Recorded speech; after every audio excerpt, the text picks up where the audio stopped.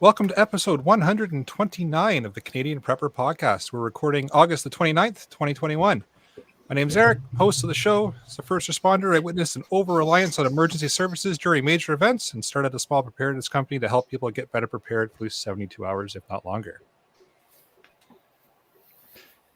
Alan. No Alan. Where'd you go? Lost Alan. We did. Guess we'll go to Jeff. Evening, folks. I'm Jeff. I'm based in Central Ontario. I'm a target shooter, soon to be ham radio operator, and just general overall handyman. I haven't written your test yet, huh? No. I figured I'll string it out as long as I can. Let you keep hanging there. Fair enough. Better Andrew, sports shooter, computer geek, and I thought I was decently prepared until I started listening to the podcast. I'm Steve. I'm in the interior of BC, mechanic, fabricator, ham radio operator, and many other time and money-consuming hobbies. Perfect. I'm not alone in the ham operating tonight. I like it. Hey, better call sign. Oh, even better. I'm jealous. If you want to help support the show and keep the Canadian Prepper Podcast on the air, you can buy us some swag. We've got the Canadian Prepper Podcast t-shirt and the tactical Velcro patch at prepperpodcast.ca. All the proceeds help keep lights on and the backup generator fueled. And if you're enjoying the show, please take a few minutes, like us on Facebook, submit a review on iTunes. We also want your feedback, good or bad, or if there's a topic you just want us to cover, you can email us at feedback@prepperpodcast.ca. I think we got Alan back. Yeah, the lightning just started here, and so my internet is absolutely terrible, but I'll do what I can. Welcome back. We've got some creative content for you in this episode. We're going to start off with some preparedness-related news articles. Next, we'll let you know what we've done for our preparedness since the last episode, and then we're going to get into the main topic, 3D printing for preppers and whatever else you want. So let's move into the news. Hurricane Ida is intensifying as it gets closer to landfall. Things are getting real on the Gulf Coast there, so I hope everybody stays safe. And we did an episode with some experienced hurricane people way back in the day. I think it was in the first 20 episodes or so. So go give that a check. Nice. I've got a news article here from the ARRL, just in regards to Hurricane Watch Net activates for the catastrophic Hurricane Ida. So it's pretty standard for them to set nets up so they can relay information around on ham radio communications. So I figured I'd throw the article up there for anybody interested in reading about it. And I've got a couple articles. The first one I pulled off of the Financial Post, and it just basically says how much lumber prices have fallen since they went to their peak. They're down about 70%. And one of the lumber companies is actually cutting back production because they figured that they were going to rape and pillage us, and they made a whole bunch of lumber, and then they couldn't sell it because people were like, yeah, we're not paying that for it. So now there's a glut obviously in the market. And so the prices are finally and slowly coming back down. Again, they've been down about 70%. Just in time for my renos to start. Perfect. Yeah. I don't know where, but it's still bloody expensive where I am.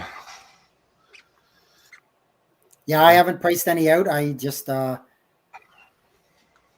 and then the second one I had came from Bloomberg News, and it's continuing on about supply chain issues and how they think it's going to get worse. They said the world economy, supply chain problems keep getting worse. There's a shortage of shipping containers, and the cost to ship items from one port to another has gone up anywhere from 6 to 10 times. So even if they can get a shipping container, it's going to cost them a fortune to get whatever they need over there, if they're even able to make it. So looks like nobody's going to be driving a Ford for a while. That's not too bad. I feel to see the Ministry of Plenty is doing its job perfectly. I've got one from the CTV, but you can find it pretty much everywhere. Some of the Liberal rallies have been canceled due to the protesting that's going on. There's one on Friday that was in Bolton. They had to switch locations last minute, like in the middle of it, and go to a safer area because they claimed that they couldn't keep everyone safe that was there. And then another one happened today in Cambridge, I believe it was, Yeah. and sort of the same thing. So it sort of gives me some hope that he's not going to win. Almost sounds like people are upset with Trudeau. That's weird. Weird. Yeah. All right, so we're moving I'm on shocked down to lately learn for that. preps. So I've started work on my large Faraday box. I've ground down the seal around the top. I'm just gonna try and figure out a way to how I'm gonna seal it. There's not a lot of gap in there for gaskets or anything, so I'll figure something out. And I just tested, made sure my generator would start and run today for the potential serious storms that are on the way. I'm sure we can figure something out for that, Jeff. Yeah. It'll take a couple beers, but we'll figure a gasket out. Oh, I'm good with that. For myself, built a new shelf for my DMR, my 2 meter and 70 centimeter radios. So there's some leftover lumber here from the ongoing construction project. So I figured I'd take advantage of it and try to clean up the shack a little bit here and make it a little bit prettier at least. So the 2 radios are down here underneath my monitors now, nice and close instead of staggered all over the place. So they have a more permanent location. Also met up with Scott and then talked all things preparedness, because what else do preppers do when they meet up? And also met up with one of the local ham operators here and saw another one of the repeater locations that I haven't seen yet. So I was able to check that out and see what it's all about. And it's the one I was hopefully going to be looking after in the near future, but apparently it's being decommissioned. So that sucks. But at least I got to see it before they take it apart. Will there be parts and equipment available? There will be, which is convenient. There you go. The problem is finding a new location for said repeater system. So got to find somewhere. That's generally less of an issue than it is getting the equipment, right? Or less of a it's True. easier to find the location than is the stuff. True. Yeah, it's just it's a matter of finding someone that wants to house our stuff. There are a lot of fire halls, especially in the north, that have repeaters on them. Just throwing that out there. Good point. I'm going to have to look into that. And that's it for me. Firefighters are nicer about that. True. I did some meal prep for the week. Mostly focused on construction still. My garage now has walls and half of its roof, or half of the structure for the roof. So everything's getting excited. Lots of time with the dumbbells and the rowing machine, and that's about it for me. Nothing exciting this week. Everything up until now counts of what I've done, right? Yes, absolutely. More food storage, just setting up some extra shelves. I got a larger freezer.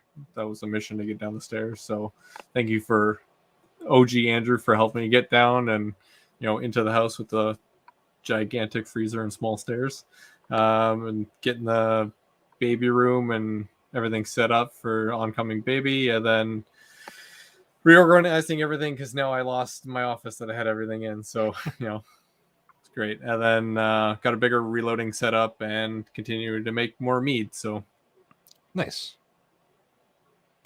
Priorities are in check. Yeah, I would say they are. Well, we recently finished our home gym. We got a big Smith machine squat rack all-in-one unit. So that's a long time coming, but we got her. Nice. Because one of the most important things about prepping is taking care of your body. So off we go. Nice. All right. We'll move into the new segment. Alan. Talking about our wide area mag. And this week, so we love learning new things. That's kind of why we're here. And there's some very intelligent people around, and Eric as well. Sorry, that was supposed to be Ian. Damn. Oh, okay, so where is the kick out of here button? Well, we have some very intelligent people around. There is always something we don't know. So this week we want to know about beef jerky. So we want to talk about food dehydration and that type of preservation. So if you know something about this, we want to hear from you. Feedback at prepperpodcast.ca, whether it's something that you want to come on the air and talk about, or whether you just want to send us some information that we can share with the rest of the listening audience. That would be great. That's again, feedback at prepperpodcast.ca. Let's talk beef jerky. Awesome. All right, let's move into the main topic of 3D printing. We've got two experts on tonight to talk about it. I wouldn't consider myself an expert, but Ian put a whole bunch of You know Questions. more he than put a whole You're ton an of expert. questions in here and then didn't bother showing up. Yeah, this is the Slacker. second week in a row, might I point out. It might have to do with something about us Yeah. firing him, right? But I don't know about that guy sometimes. Yeah, me So either. to the experts, how does 3D printing actually work?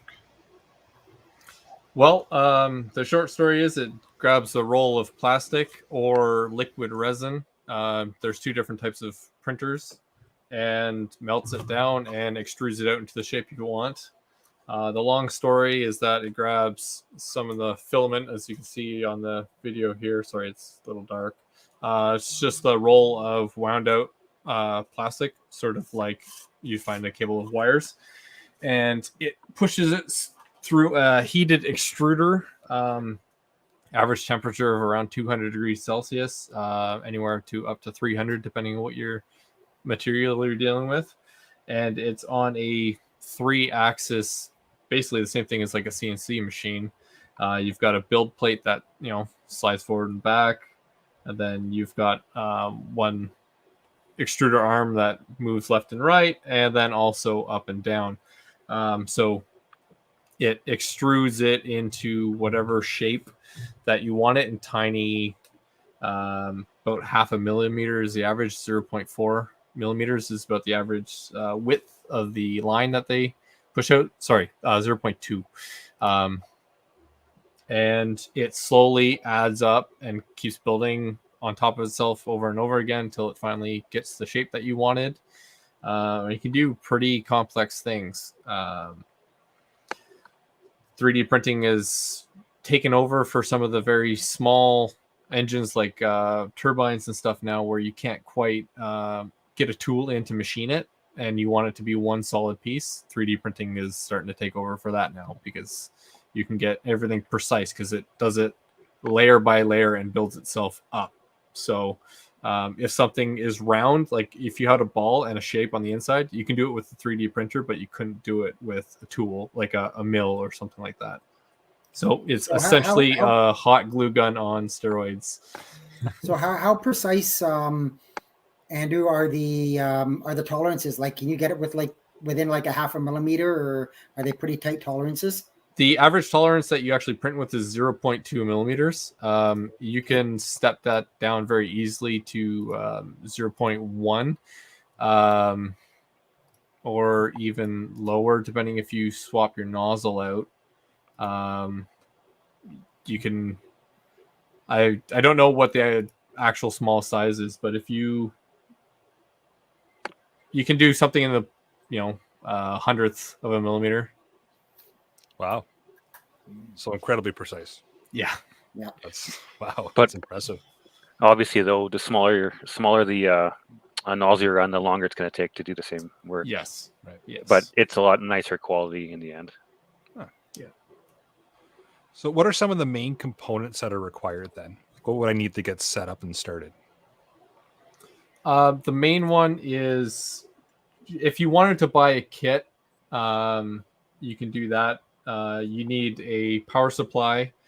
You need a heated extruder. You need a bunch of fans to cool everything down. You need 3 or 4 stepper motors and some rails, some belt, and a surface that you could print on, which is generally heated.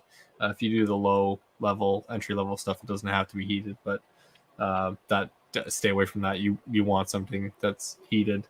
And then you need the plastic, and you need a little mini computer inside of it that can read the machine code that you send to it and tell all the motors what to do. But basically, not many people build theirs from scratch. They'll buy a pre-built kit for you, or buy pre-built kit and assemble it all, and everything pretty much works right out of the box now compared to 6 or 10 years ago. Wow. That's interesting. So it's basically like going in the Best Buy and grabbing a printer, only it prints 3D stuff. Exactly. Yeah. Cool. And the good thing about it is if you bought a kit, you can expand it. So if it's too small for you, you can harvest most or almost all of the parts. Obviously, you'd want a larger print bed, but you can easily double or triple or quadruple the size of your printer with the hardware that you already have. And so... Oh, neat. So you can start small, and then as you get more and more addicted to it and want to make bigger and bigger things, you can just expand your printer. Yeah, generally you end up buying multiple printers, as Steve will say. I have 3 right now. So Yeah. Wow. All right. Chris in the live chat's got a question. Just asks, do you need special software to design the work or open a file that you've received from somebody? So if you just get into it, you only need one piece of software called a slicer. And some examples are Cura or Prusa Slicer or Slice 3D. Those take the pre-made 3D model and they cut it up into individual instructions for all the motors, essentially, and tells it like, okay, you're going to go to this point, this coordinate, you're going to do this action, and you're going to move to this other coordinate, and it does that, and you get a massive, essentially a text file. It's small in storage size, but it is lengthy in line count, and tells the printer step by step exactly what to do. And those programs are very easy to use. You can jump in it and you can learn it pretty much just by tinkering around with it. You're not going to really mess things up too bad, because generally they're pretty smart and they stop you from doing things that'll damage something most of the time. So, and there's millions of tutorials on YouTube, and even the people who provide the files for free generally give you instructions on how to do everything to get the best quality print. So awesome.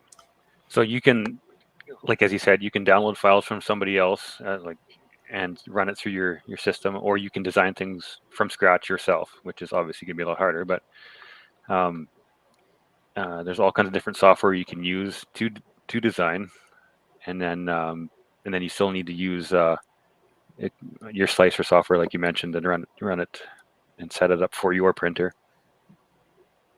Yeah, and you never want to take someone's pre-sliced file and put it on your own printer, because generally they're going to have something different than you. Even if they have the same model and everything as you can, if you make sure that they've got the same upgrades that you might have done, or if it's bone stock, it'll work, but generally it's very unadvised, especially because they could be malicious and put something in there to destroy your printer. And again, there's thousands upon thousands of lines, so trying to catch something small like that, it's like, oh, I'm just going to turn the heater up to 600 degrees, and you'd never know that. Gotcha. Speaking of the files, how hard or easy are they to find? Very easy. The most notable website is called Thingiverse. Everyone on there shares files freely. There's a bunch of other websites that are shared around, but they're not as prevalent as Thingiverse, or not as popular. But this Thingiverse also just works with 3D models that wouldn't be printable. So sometimes you just got to watch out. But generally, people post the pictures of the end result that they made. So you can tell if it's, oh, this is just like a 3D model for a video game or something like that, or if this is something you can actually print. And then there are websites that you can pay for an object. Generally, when people spend a lot of time to make something, they'll put it up and you pay for it. And also Etsy has a lot of stuff on there as well. Oh. One website I really like myself is just a search engine. It's called stlfinder.com, and it actually will search other sites like Thingiverse, including Thingiverse, and all the other ones. So you can do one search and it searches all the popular websites. So it really opens it up. The type of 3D file you download is called the file format is STL. Okay. So on average, how long would it take to print a project?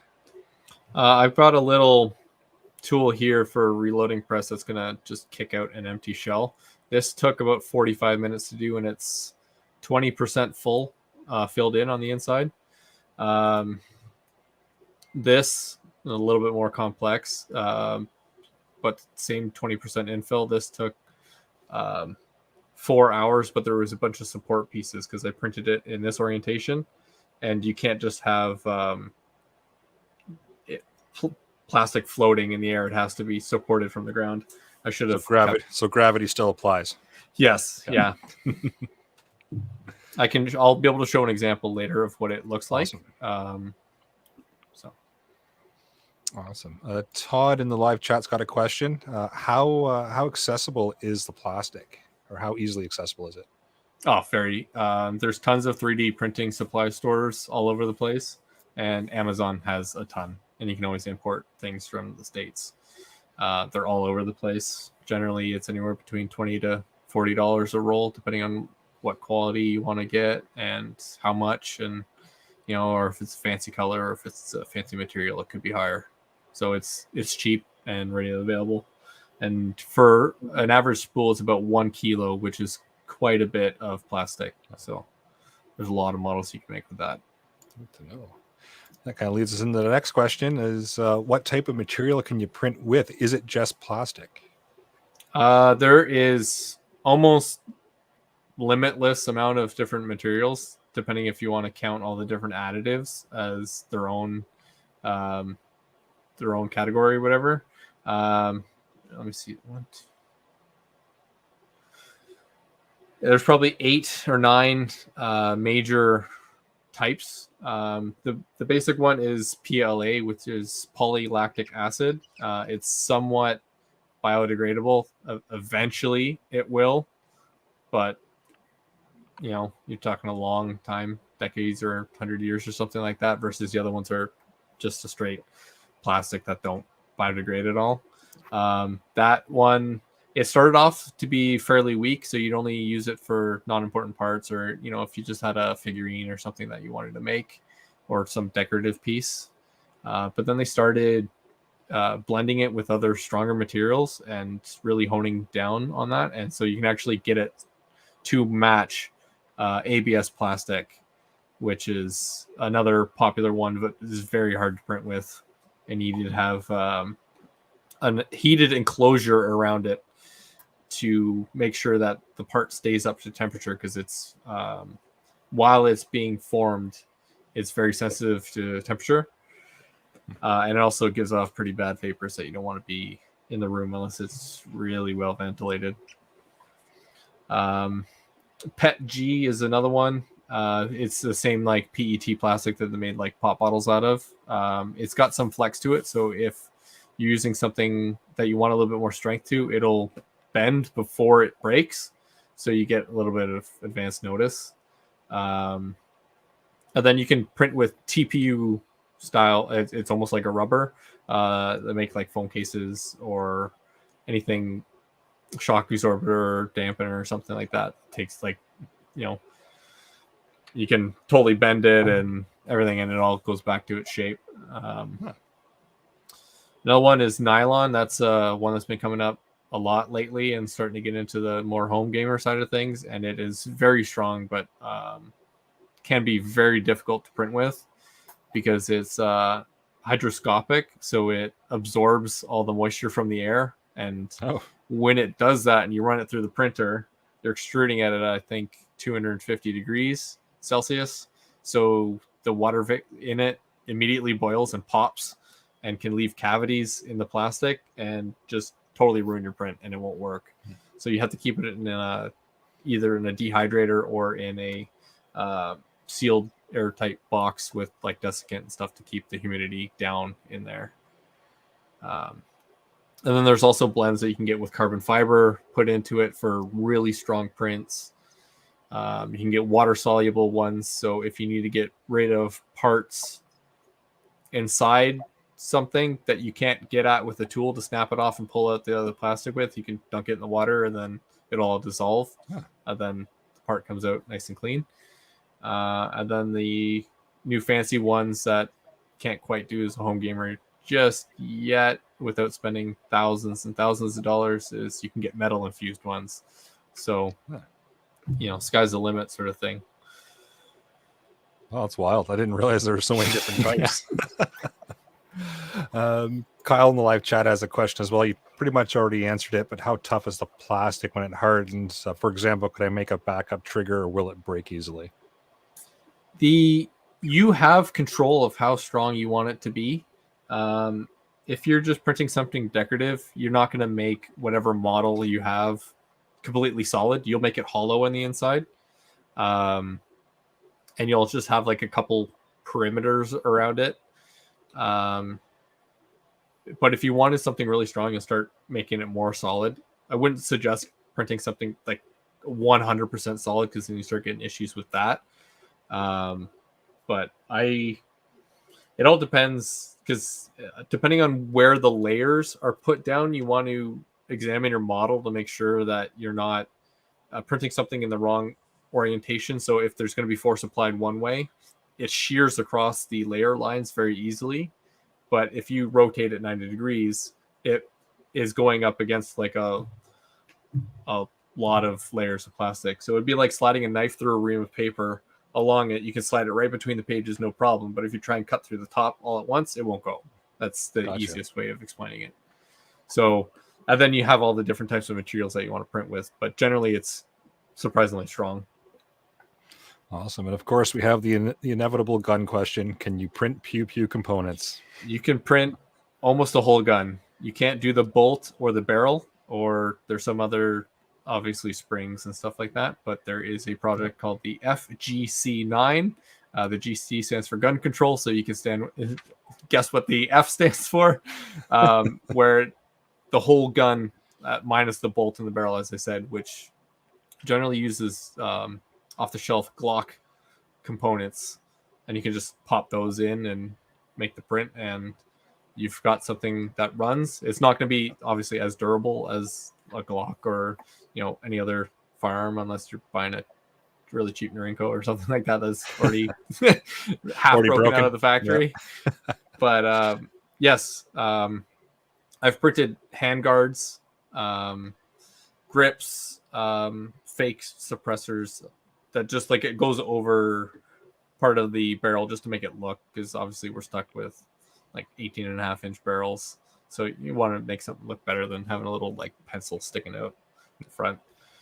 Of course, before you start printing pew pew parts, check your local rules and regulations and all that good stuff. Yes, up here in Canada, you are allowed to make it as long as you have the license for the object that you're making. So if you were to make a shotgun and you had your regular PAL, your non-restricted PAL, as long as you follow the legal requirements, you're able to do it. If you were making a pistol you can't make an AR-15 now, but you used to be able to. As long as you'd register it with the government and follow their classifications that they'd have, and you had the restricted license, you were able to do it. That's wild. You can do that with a 3D printer. Yeah. That's cool.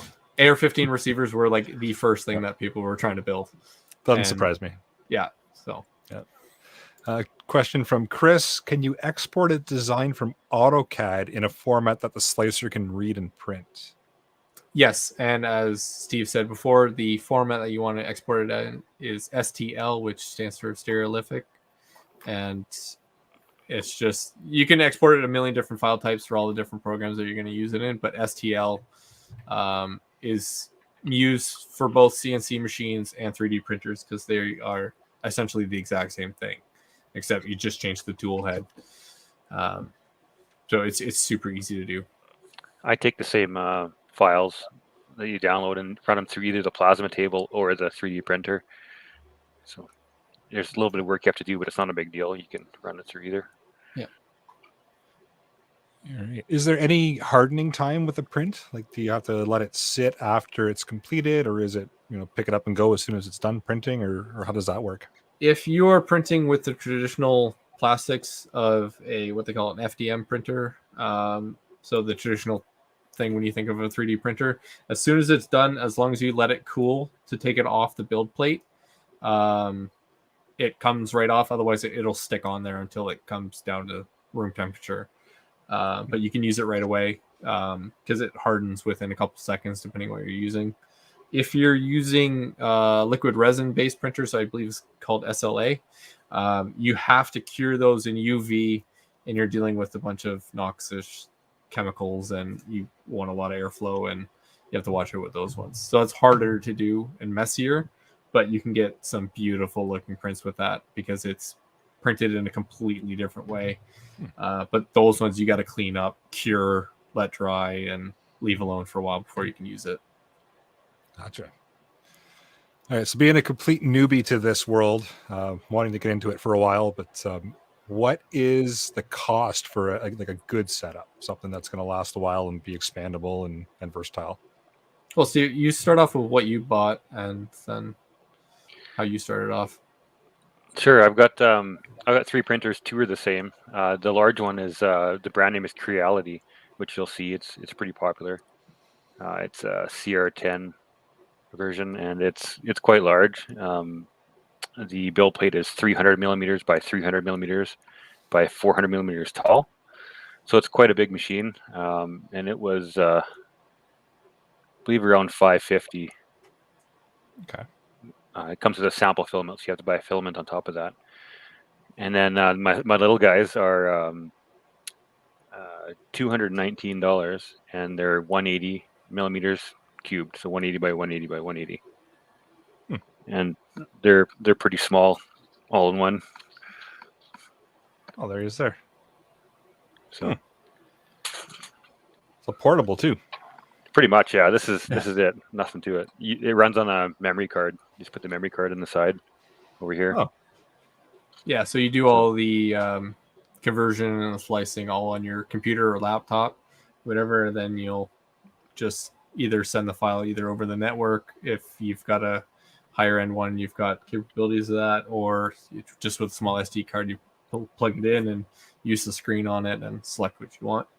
I started with an Ender 3. I picked it up for about $250 on Black Friday a couple years ago, and Canadian. And I'll show it here. It's quite a bit larger than what his is, and I've got some things added on to make it a little bit bigger. I've put the plastic so it's on the top, and it feeds in over into the side, and it goes through the tube and stuff like that. So that's it in action right now. Sorry, I'm holding this by hand, so it's a little shaky. Yeah. So this one is 230 by 230 by 200, I think, 200 height.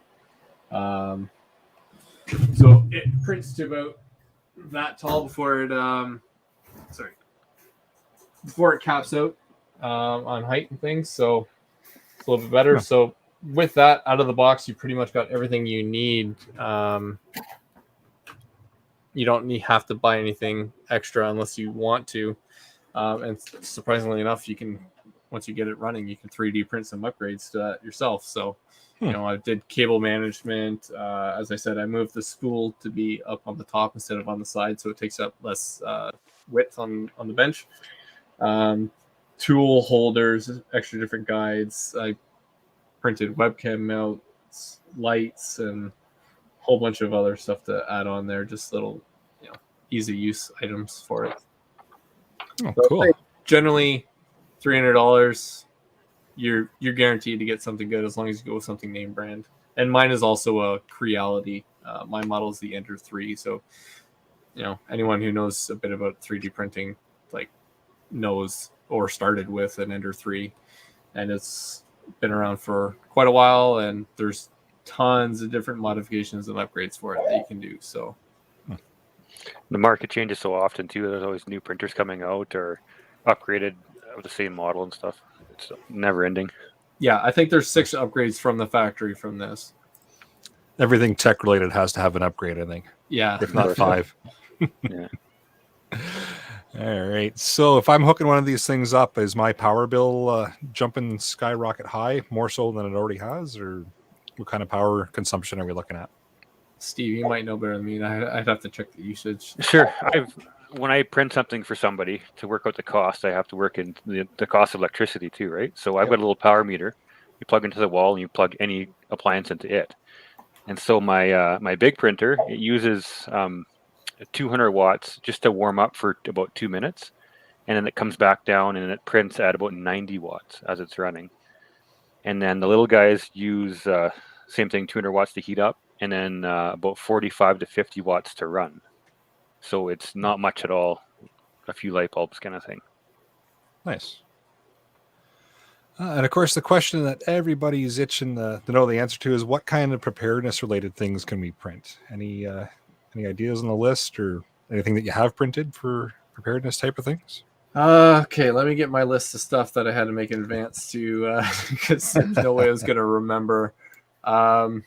So there's different hand tools that you can do, little wrenches or screwdrivers if you're dealing with something that doesn't have a lot of torque. Scribes, center finders, different parts that you can turn your Dremel into a table saw or drill press, obviously a small one, with the different mounts to orient it in certain directions. You can do gears. Gears is definitely probably a big one. Just trying to find the size of things that you need. Like, you just make it yourself. You can do screws as long as they're low torque, and bolts as well. Mounting brackets, belt loops for different things, like for your handheld radios if they didn't come with one, or thermocell mosquito repellents, and do storage boxes, containers, or cases. Like, you can make your ammo boxes to hold your 50 or 100 rounds, or 20, whatever size. You can make it whatever you want. Tool stands and holders, so if you got pegboards, you can customize the hell out of everything and get everything mounted on the wall.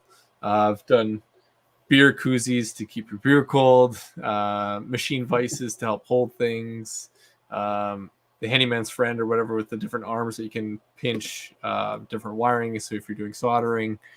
I've done covers for my respirators at work just because I only got the one set, so if they broke I wanted to have a replacement, so just to keep the pre-filter in place. I've done cookie cutters, for birthday party, if you don't want to go and spend out some money and you just want something, someone's already made it for you. Firearm accessories, as I already went to, an actual firearm minus the barrel and the bolt. Magazine pouches and loaders. I made a whole bullet feeder and case feeder for my reloading press. Obviously you had to buy a motor and some switches and wiring and set that sort of up, and a power supply, but the guts of it, the hopper, the rotating plate, the feed system, even the die itself, I 3D printed that and go in so much detail. And then if you want to do model figurines, so if you want to nerd out and play D&D, you can tabletop. And then you can also do the upgrades for the printer, as I said. So tons of stuff. And even functional magazines, if you got a spring for it, they're not indestructible, but they'll last in a pinch. Wow. A couple of things I printed last for prepping related was a canning lid holder for the kitchen, of course. So and then this here is a 5-gallon lid opener. Oh, I should print that. Yeah. Oh, that's cool. The plastic lids on the 5-gallon pails that you have to bend them up. Yeah, this is it's all there's to her. So wow, good. Yeah. Saves your fingers. Yeah, exactly right. I like it. And these for me were all files that someone else made and freely distributed. Yeah.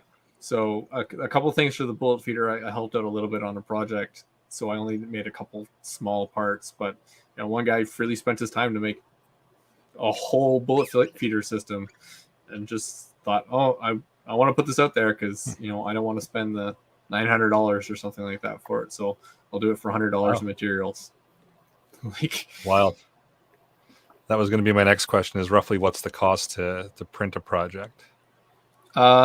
So as I showed before, this probably cost about 10 cents of plastic. The roll, as I said, when you get it, when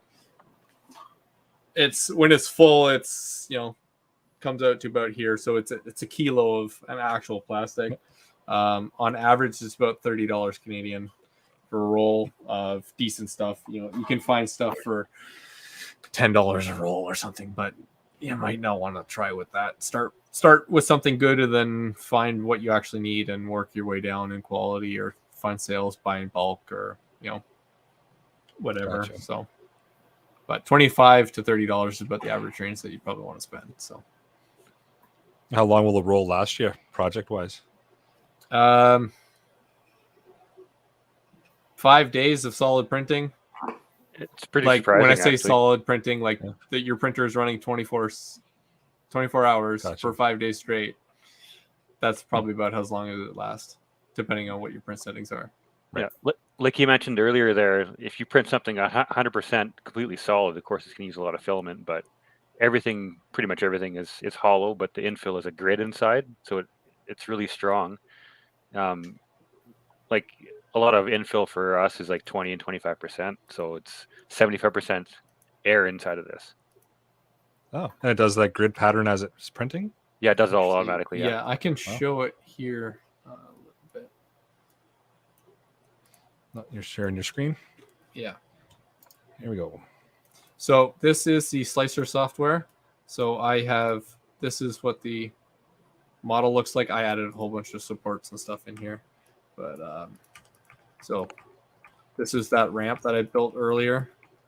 I just manually put these supports in place, but generally the computer will do it all for you. So this is what the model looked like. It's a ramp, but on the one end, it doesn't touch the bottom. And so when you go to slice this, you can take a look at the preview. So just by default, this says it's going to take 2.5 hours, but that's without any support. And see if we can zoom in here a little bit.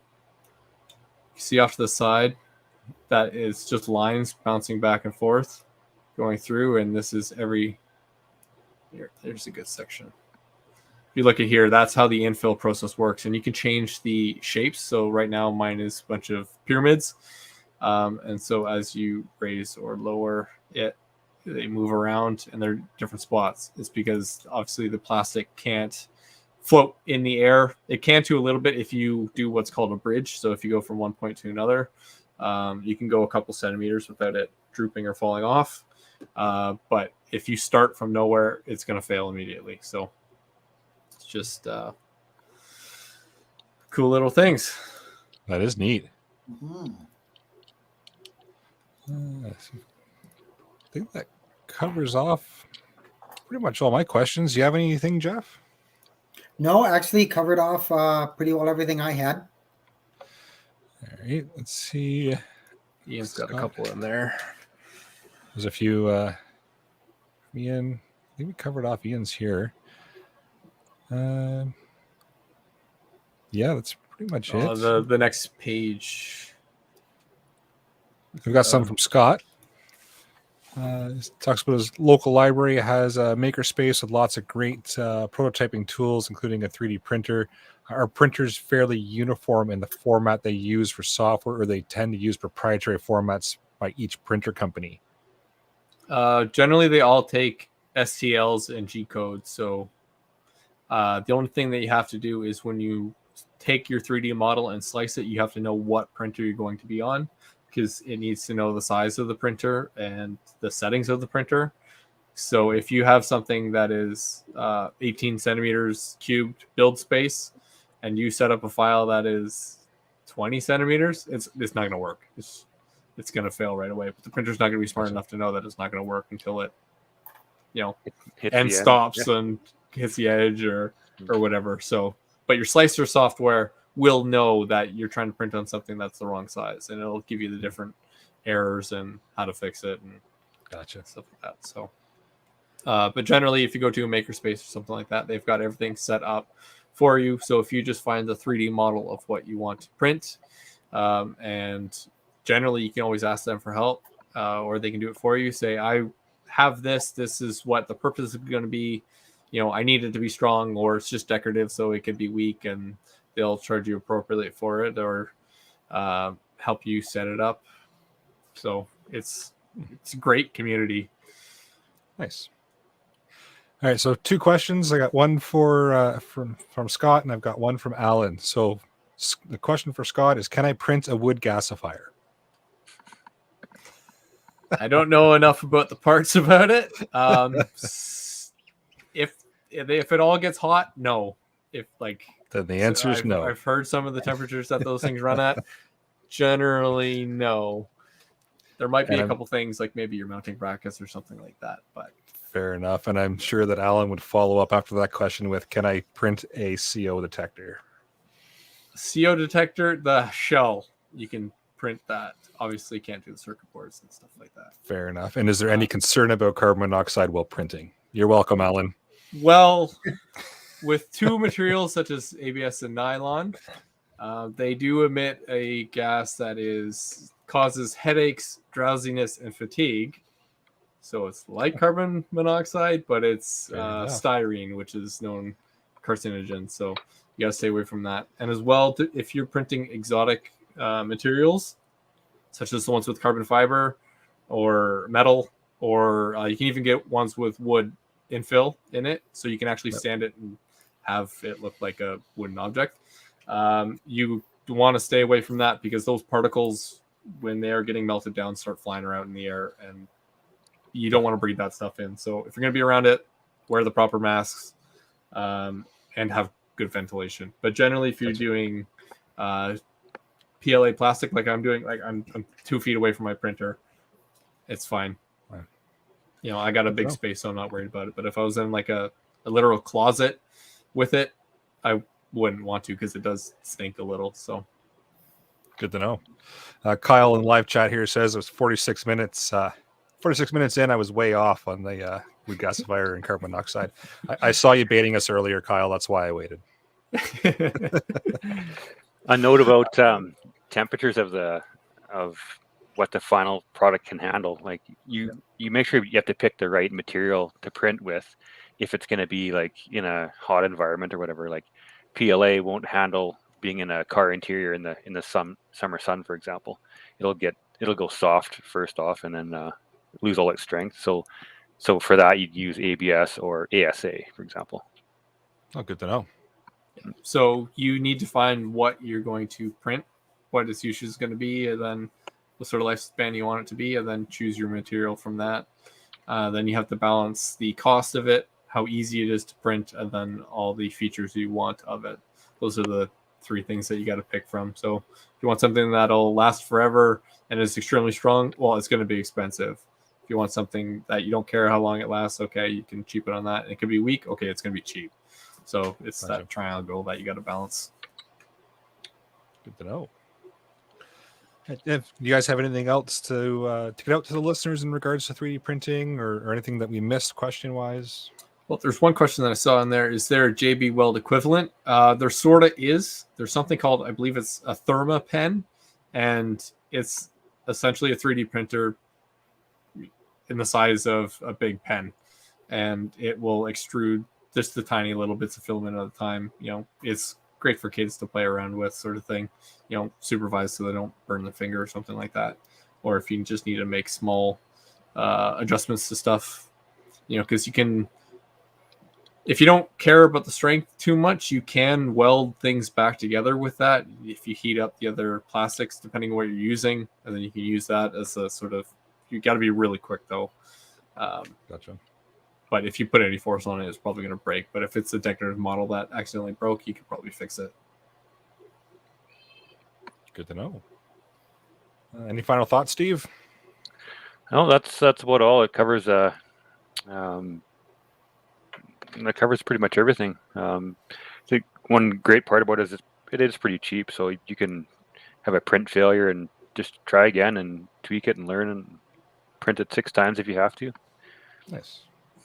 And depending on what your failure is, like if you have a power outage, you can restart. Sometimes you might get some artifacts from it.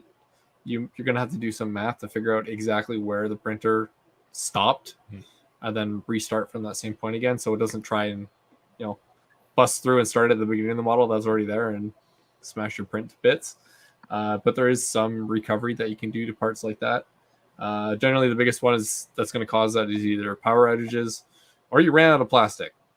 The amount of times that's happened that you're not paying attention to, it happens. So they do make sensors to know before it runs out of filament. You put it way at the end of the chain, and when it runs out before the printer does, it senses you and it stops the print and lets you know, okay, you got to add more and change it out. You can change plastics on the fly as long as you're going with pretty much the same material or close enough to. You can change colors mid-print. So if you wanted to start with something black and move to red or whatever other color you want, you can. And you can even customize it so you can get multiple extruders so you can print 2 colors at the exact same time and do it that way. So, you can even get ones that mix 2 different colors together at the same time. Because it's open source and the components are simplistic, it's very easy to modify to however you want. But if you're setting something up that's going to take a day or more, I suggest getting a battery backup, at least long enough to sort of be able to stop it nicely instead of it just shuts off on its own. So you can find out where it is until it stops at this certain spot.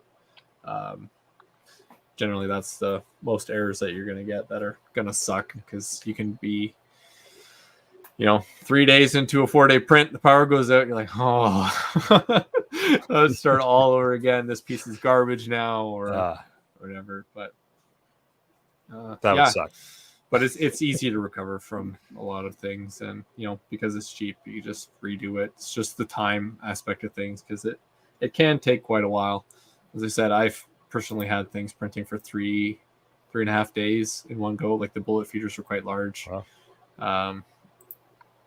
So as you gain more experience with the slicer program specifically, you can get the times shortened down, fine tune it, and as you find go along, shortcuts.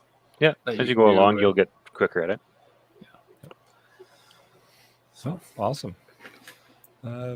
Question in the live chat that probably going to heat a few people up. Can you print a COVID passport? You can print a QR code. You can physically print one, and your phone can scan it. So that's as close to one as you can get, or you can do like a plaque sort of thing. Obviously, you can't print paper. Like you can print something paper thin, but if you try and put text on that, it's not going to look good at all. No, but we'll leave it at that. You can print a QR code. Yeah. Awesome. All right. Well, with that, maybe we'll move into the podcast challenge. Jeff, you want to take care of that one? So the podcast challenge for today is find some print files that interest you before they're banned, erased, C10'd, etc. Even if you can't afford a setup, maybe start a file collection to work without internet access. Nice. Yeah, definitely a big thing. The amount of projects that get pulled either because the curator doesn't want to have it up there anymore, or, unfortunately with copyright strikes or something like that, or there's a big case in the States where they wanted to get rid of ghost guns and stuff like that. And they try to pull a whole bunch of files off and try to make it illegal for you to possess the files, even though you don't have a printer. And so there's been a whole bunch of stuff. So, if it's legal now and it's available now, get it while you can. All right. Upcoming events. So mapleseedrifleman.com/events. Check it out. Go and attend a Maple Seed event if you can. Always a good spot to start learning how to shoot and shoot properly. Deal of the week. So if you're looking for 25-liter gas cans, Princess Auto has them on sale. No such thing as enough or too many gas cans. Just ask Jeff and the campfire.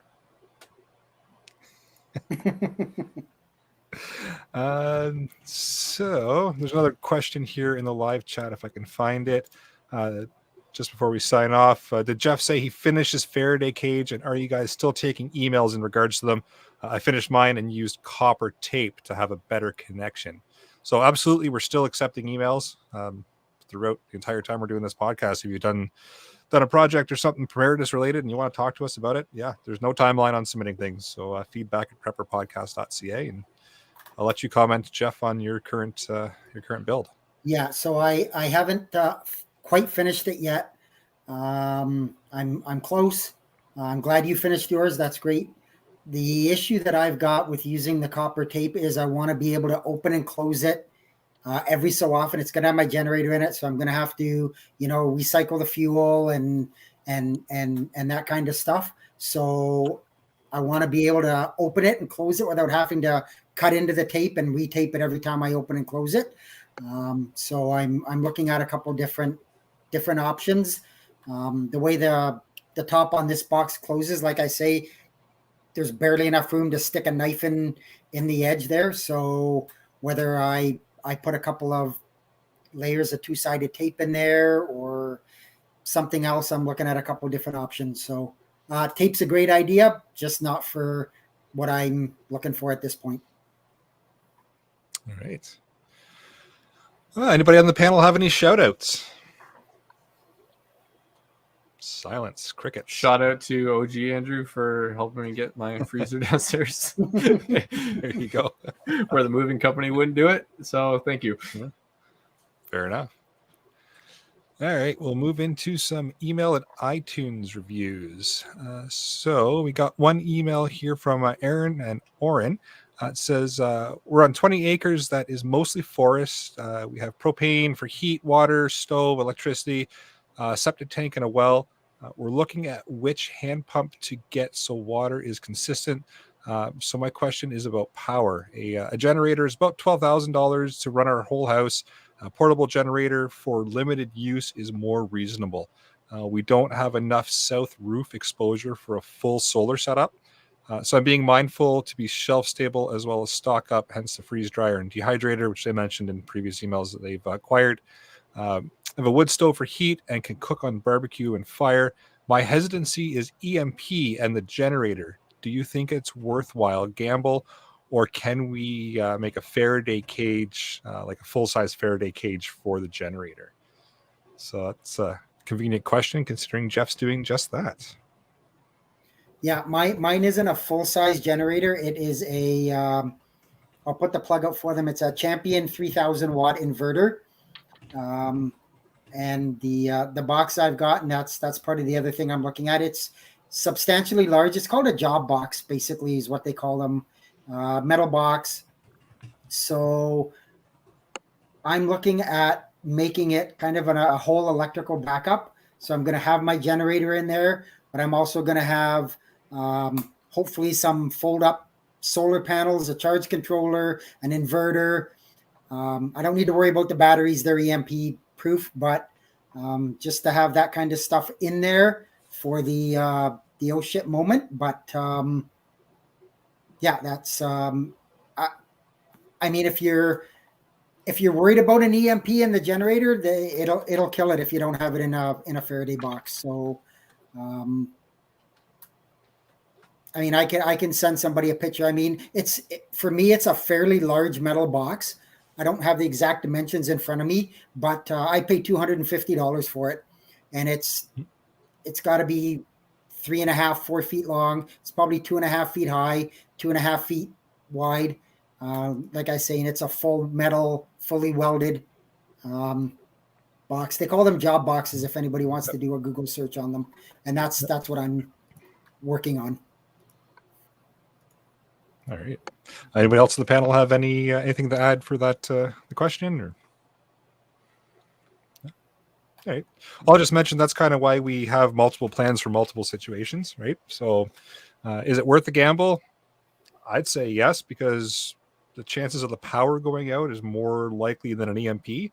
Saying that, an EMP could hit us tomorrow, right? It's one of those balance things. So I'd say having a generator and having that source of power for a situation where the power's out that's not EMP related, why not have that? And then as you start your plans a little bit more, then you can build around protecting those items from EMP if that's what you're worried about. But yeah, I would say absolutely worth the gamble to get a generator or have it set up and have it be able to run your house, because I personally think you're going to be dealing with a power outage from some other type of natural disaster probably more often than you would be an EMP. But like I said, who knows? We could wake up tomorrow morning and one could hit, right? So it's just one of those. It certainly is a gamble, but I think it's a worthwhile gamble. Yeah, I'd grab the generator for sure, then work on setting a cage around it if you can in the future. All right, we've got another email from KP. It says, I just found you guys and I'm encouraged by your podcast.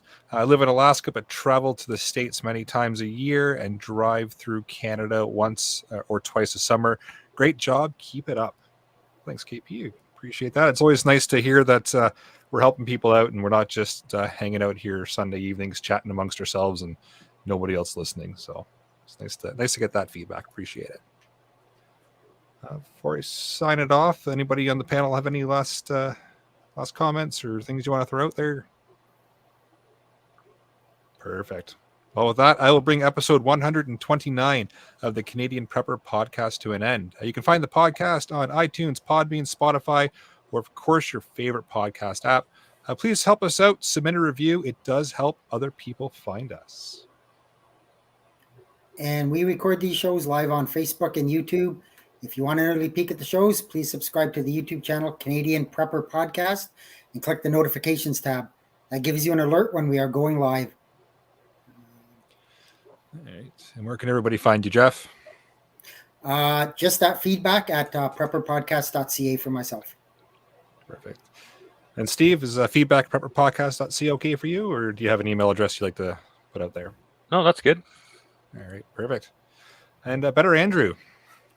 betterandrew.biz, or if you want to join the other CPP's Discord group, send an email to us and we'll give you the invite link. I'm on there all the time. I'm the one who set it up, so I have to be. That's my excuse.